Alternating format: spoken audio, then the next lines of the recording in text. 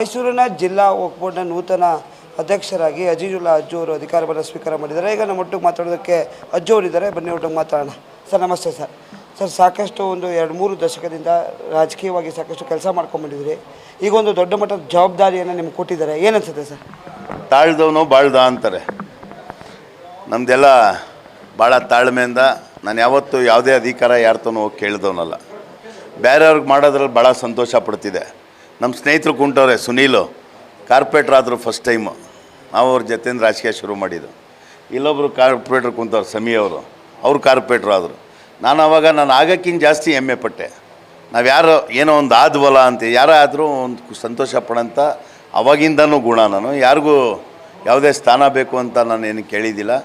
ನಮ್ಮ ಕರ್ನಾಟಕ ರಾಜ್ಯದ ಜನಪ್ರಿಯ ಮುಖ್ಯಮಂತ್ರಿಗಳಾದ ಸಿದ್ದರಾಮಯ್ಯ ಅವರು ತುಂಬ ಹತ್ತಿರದಿಂದ ನಮಗೆ ಪರಿಚಯ, ಆವಾಗಿಂದನೂ ಒಂದು 20-25 ವರ್ಷದಿಂದ. ಅದೇ ರೀತಿ ನಮಗೆ ಅಣ್ಣನ ಸಮಾನಾದ ಬೀದರ್ ಜಮೀರ್ ಅಹಮದ್ ಖಾನ್ ಅವರು ಯಾವಾಗಲೂ ಹೇಳ್ತಾರೆ, ಮೈಸೂರಲ್ಲಿ ನನಗೆ 4 ತಮ್ಮದಿರಿದ್ದಾರೆ, ನಾನು ಒಬ್ಬ 4ರಲ್ಲಿ 5ನೇವನು ಅಂತೇಳಿ. ಅದು ಇವತ್ತು ಮಾಡಿ ತೋರಿಸೋರು ಅವರು. ಯಾಕಂತೇಳಿದ್ರೆ ತುಂಬ ಜನ ಈ ಅಧ್ಯಕ್ಷಗಿರಿ ಪಡೆಯೋಕ್ಕೋಸ್ಕರ ಹೋರಾಟ ಮಾಡಿದ್ರು. ನಾನು ಯಾವುದೂ ಹೋರಾಟ ಮಾಡಿಲ್ಲ. ಅವರೇ ಕರೆದು ಆಶೀರ್ವಾದ ಮಾಡಿ ಇವತ್ತು ಇಷ್ಟು ದೊಡ್ಡ ಸ್ಥಾನ ಕೊಟ್ಟವ್ರೆ. ತುಂಬ ನಿರೀಕ್ಷೆ ಇದೆ ಅವರು. ನಾನೇನಾರ ಒಂದು ಇಲ್ಲಿ ಹೊಸ ಬದಲಾವಣೆಯನ್ನು ತಂದು ಒಂದು ಒಳ್ಳೆ ಕೆಲಸ ಮಾಡಿ ವಕ್ಫ್ ಮಂಡಳಿಗೆ ಒಳ್ಳೆಯ ಹೆಸರು ತತ್ತೀನಿ ಅಂತೇಳಿ ಅವ್ರದ್ದೇನು ನಿರೀಕ್ಷೆ ಇದೆ. ನನ್ನ ಶಕ್ತಿ ಮೀರಿ ನಾನು ಕೆಲಸ ಮಾಡ್ತೀನಿ. ಅದೇ ರೀತಿ ತುಂಬ ಸಮಸ್ಯೆ ಇದೆ. ಇವತ್ತು ಇಡೀ ದೇಶ ವಕ್ಫ್ ಮಂಡಳಿ ಕಡೆ ನೋಡೋ ಟೈಮಲ್ಲಿ ನನಗೆ ಒಂದು ಅವಕಾಶ ಸಿಕ್ಕಿದೆ. ಹಲವಾರು ಸಮಸ್ಯೆಗಳಿದೆ. ನನ್ನ ಜೊತೆ ತುಂಬ ಸದಸ್ಯರು ಭಾಳ ಅನುಭವ ಇರೋಂಥವ್ರು. ಇವತ್ತು 21 ಜನದಲ್ಲಿ 12 ಜನ ನಾವು ನಮ್ಮ ಸದಸ್ಯರುಗಳು ಮಾಡಿದ್ದೀವಿ. ಇನ್ನೂ 9 ಜನ ಬಾಕಿ ಇದೆ. ಪ್ರತಿ ತಾಲೂಕಲ್ಲಿ ಹೋಗಿ 2 ದಿನ ಅಲ್ಲೇ ಇದ್ದು ಅಧಿಕಾರಿಗಳ ಜೊತೆ ಏನೇನು ಸಮಸ್ಯೆ ಇದೆ ಅಲ್ಲಿ ತಿಳ್ಕೊಂಡು ವಕ್ಫ್ ಮಂಡಳಿಯಿಂದ ಏನು ಸಮಸ್ಯೆ ಬಗೆಹರಿಸ್ಬೋದು, ನಾವು ಯಾವ ರೀತಿ ವಕ್ಫ್ ಮಂಡಳಿಗೆ ಆದಾಯ ಬಂದು ಇಲ್ಲಿಂದ ಬರೋಂಥ ಆದಾಯ ಬಡವರು ಹೆಂಗೆ ಮುಟ್ಟಿಸ್ಬೇಕು, ಕಡೆ ಒಂದು ವ್ಯಕ್ತಿಗೂ ಇದರಿಂದ ಉಪಯೋಗ ಆಗಬೇಕು, ಆ ನಿಟ್ಟಿನಲ್ಲಿ ಮುಂದಿನ ದಿನದಲ್ಲಿ ಕೆಲಸ ಮಾಡಿ ಒಳ್ಳೆ 3 ವರ್ಷ ಅವಧಿಯಲ್ಲಿ ಒಂದು ಬದಲಾವಣೆ ತರಬೇಕಂತೇಳಿ ನಾನು ಒಂದು ಒಳ್ಳೆ ಚಿಂತನೆ ತಗೊಂಡು ಇಲ್ಲಿ ಕೂತಿದ್ದೀನಿ.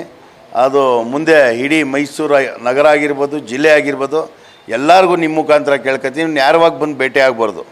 ಯಾವುದೇ ಇನ್ಫ್ಲುಯೆನ್ಸ್ ಬೇಕಾಗಿಲ್ಲ. ಇಲ್ಲಿ ಕೆಲಸ ಮಾಡಿಸ್ಕೊಳ್ಳೋಕ್ಕೋಸ್ಕರ ಯಾರೂ ಏಜೆಂಟ್ಗಳು ಬೇಕಾಗಿಲ್ಲ. ಹಿಂದೆ ಎಲ್ಲ ಆಗಿದೆಯಲ್ಲ ಮರ್ತಿ, ನಾಳೆ ನಾವು ಏನು ಕೆಲಸ ಮಾಡಬೇಕು ಅಂಥೇಳಿ ಇವತ್ತು ಈ ಜವಾಬ್ದಾರಿ ತಗೊಂಡಿದ್ದೀನಿ. ಎಲ್ಲರ ಸಹಕಾರ ನನ್ನ ಜೊತೆ ಇದೆ.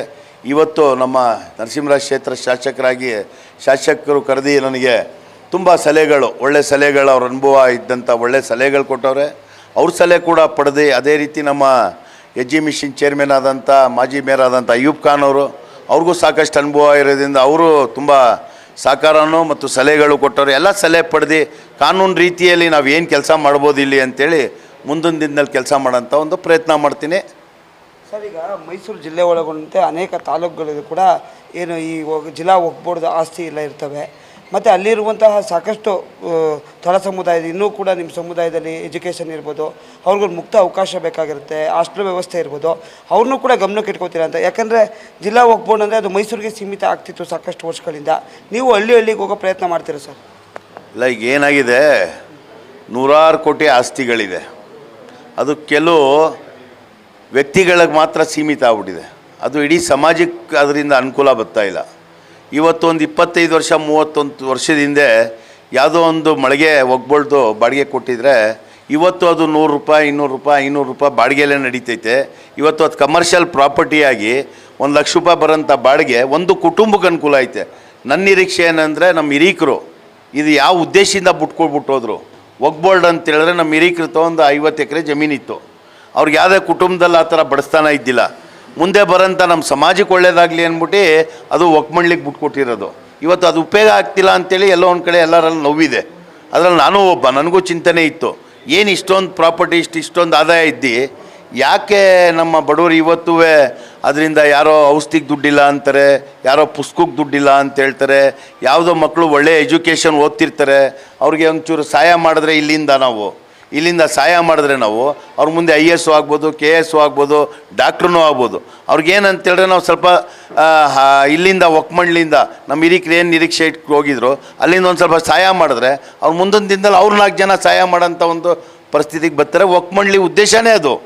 ವಕ್ ಪ್ರಾಪರ್ಟಿ ಗಿಫ್ಟು ಜಮೀರ್ ಅಹಮದ್ ಖಾನ್ ಅವ್ರ ಗಿಫ್ಟು, ಸಿದ್ದರಾಮಯ್ಯ ಅವ್ರ ಗಿಫ್ಟು ಅಂತ ಹೇಳ್ತೀನಿ. ಸ್ಥಾನಮಾನ ಬೇಡ, ಕೆಲಸ ಮಾಡೋದ ನಿಮ್ಮೆಲ್ಲ ಸಹಕಾರ ಇಲ್ಲಿ ಅಂತೇಳಿ ನಿಮ್ಮ ಮುಖಾಂತರ ಮನವಿ ಮಾಡ್ಬೇಕು. ಇದಿಷ್ಟು ಏನು ಅಜ್ಜವರ ಮಾತಾಗಿರ್ತಕ್ಕಂಥದ್ದು. ಏನು ನನ್ನ ಕಚೇರಿಗೆ ಮುಕ್ತವಾದಂಥ ಅವಕಾಶ ಇರುತ್ತೆ. ಇದಕ್ಕೆ ಸಂಬಂಧಪಟ್ಟಂತಹ ಏನು ಸದಸ್ಯರಿರ್ತಾರೆ ಅಥವಾ ಅಲ್ಪಸಂಖ್ಯಾತ ಸಮುದಾಯದ ಜನರೇನಿರ್ತಾರೆ ಅವರು ಬಂದು ನೇರವಾಗಿ ಭೇಟಿಯಾಗಿ ಸರ್ಕಾರ ಹಾಗೂ ಈ ಒಂದು ಮಂಡಳಿಯ ಸಹಾಯವನ್ನು ಪಡಿಬೇಕು ಮತ್ತು ಅವ್ರನ್ನ ಮುಟ್ಟೋದೇ ನನ್ನ ಗುರಿ ಅಂತಕ್ಕಂಥದ್ದು ಇವ್ರ ಭಾವನೆ. ಕ್ಯಾಮ್ರಾಮನ್ ಉಮೇಶ್ ಜೊತೆ SS ಮಾವತ್ತೂರು, ನಿಮ್ಮ ಧ್ವನಿ.